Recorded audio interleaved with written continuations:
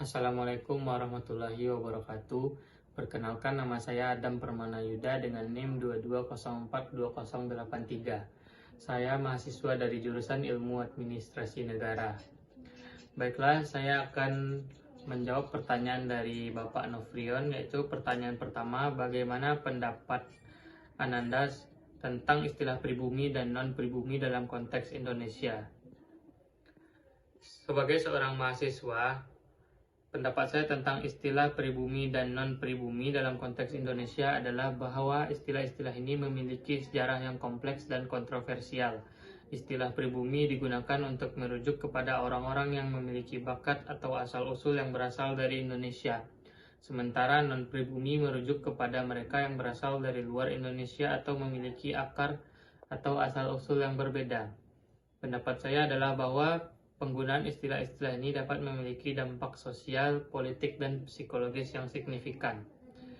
Fadil Abidin dalam artikel beritanya yang terbit di Analisis Daily tanggal 20 Oktober 2017 berpendapat bahwa pada masa kolonial Belanda, pribumi dipakai sebagai salah satu istilah bahasa Melayu untuk inlanders, salah satu kelompok penduduk India Belanda yang berasal dari suku asli Kepulauan Nusantara. Oleh karena itu, penduduk Indonesia keturunan Cina, India, Arab, Eropa maupun campuran sering dikelompokkan sebagai non-pribumi meski telah beberapa generasi dilahirkan di Indonesia. Pengelompokan pribumi dan non-pribumi di masa kolonial tidaklah bersifat rasisme, tapi lebih kepada kepentingan pemerintah kolonial untuk memudahkan sistem hukum yang berlaku di masa itu. Selain hukum kolonial buatan Belanda, yang sekarang menjadi KUHP, juga berlaku hukum adat berdasarkan sukunya dan hukum agama berdasarkan agama, terutama yang beragama Islam walaupun tidak secara keseluruhan. Yang kedua, istilah pribumi. Apakah masih relevan untuk dipakai?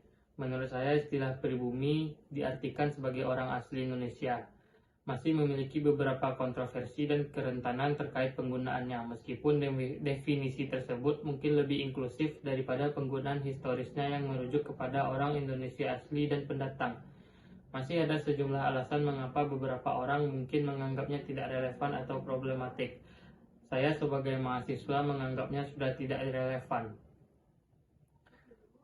Dosen Fakultas Universitas Sriwijaya, Agus Ngadino, dalam artikelnya yang berjudul Orang Bangsa Indonesia Asli dalam Perspektif Hukum Kewarganegaraan, berpendapat bahwa salah satu hal penting adanya perubahan undang-undang tentang kewarganegaraan adalah terkait dengan orang bangsa Indonesia asli dalam Undang-Undang Nomor 12 Tahun 2006. Dijelaskan pengertian orang bangsa Indonesia asli adalah warga negara Indonesia sejak kelahirannya dan tidak pernah menerima kewarganegaraan lain atas kehendak sendiri.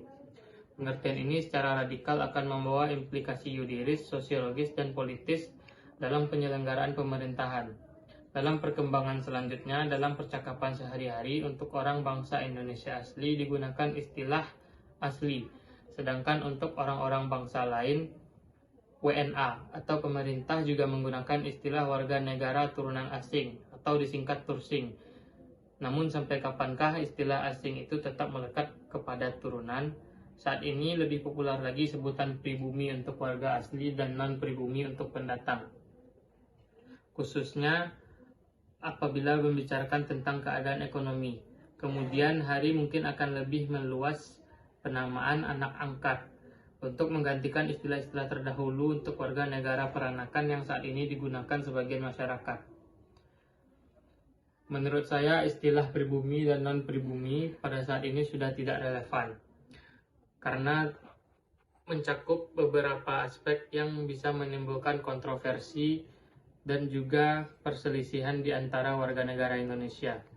Untuk menghindari potensi kontroversi dan diskriminasi yang terkait dengan istilah pribumi dan non-pribumi, banyak pihak telah mengusulkan penyebutan yang lebih inklusif dan netral secara etnis. Beberapa alternatif yang dapat dipertimbangkan meliputi: yang pertama, penduduk asli dan pendatang; yang kedua, warga bumi dan warga baru; yang ketiga, penduduk lokal dan penduduk migran. Istilah-istilah ini menggambarkan perbedaan antara orang yang tinggal di suatu tempat sejak lama dan mereka yang datang dari tempat lain. Istilah-istilah di atas mungkin masih akan menjadi kontroversi bagi sebagian kalangan. Namun ini kembali lagi kepada perspektif diri kita masing-masing agar lebih menjaga persaudaraan dan kesatuan bangsa ini selagi itu untuk mencapai tujuan bangsa, tidak peduli dari mana kita berasal. Sekian dari saya. Assalamualaikum warahmatullahi wabarakatuh.